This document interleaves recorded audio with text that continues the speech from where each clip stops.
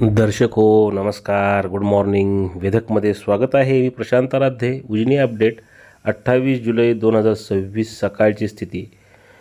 उजनी धरणातून भीमा नदीच्या पात्रामध्ये पाणी सोडण्याची प्रक्रिया काल सकाळपासून सुरू आहे आणि हा विसर्ग रात्री 3:30 वाजता 60,000 क्युसेक इतका करण्यात आलेला आहे. वीज निर्मितीसह 61,600 क्युसेकनं पाणी उजनीतून भीमा नदीच्या पात्रामध्ये सोडलं जातं आहे. त्यामुळं भीमा नदीची पाणी पातळी ही कमालीची वाढू लागलेली आहे. दुसरीकडं वीर धरणामधनं 5,700 क्युसेकनं नीरा नदीमध्ये पाणी सोडण्याची प्रक्रिया सुरू आहे.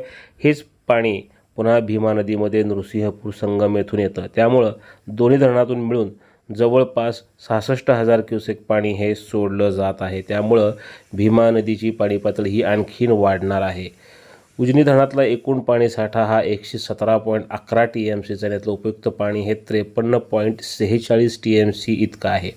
दौंडची आवक 58,309 क्युसेक इतकी झालेली आहे. उजनी धरणातून कालव्यामध्ये मुख्य कालव्यामध्ये 2400 क्युसेकनं, भीमा सिंधुदुर्ग कालव्यात 900, दहेगाव योजनेकरता 90 आणि सीनामाढा योजनेकरता 280 क्युसेकनं पाणी सोडण्याची प्रक्रिया सुरू आहे.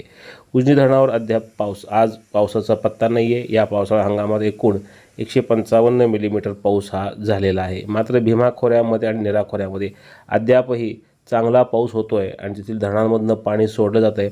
त्यामुळे उजनीत येणारी पाण्याची आवक ही वाढत चाललेली आहे. धरण 99.78% इतकं भरलेलं आहे. म्हणजे जवळपास 100% भरलेलं आहे आणि धरणामधनं सध्या 61,600 क्युसेकनं पाणी हे नदीपात्रामध्ये सोडलं जात आहे. त्यामुळे भीमा नदीकाठी सतर्कतेचा इशारा देण्यात आलेला आहे.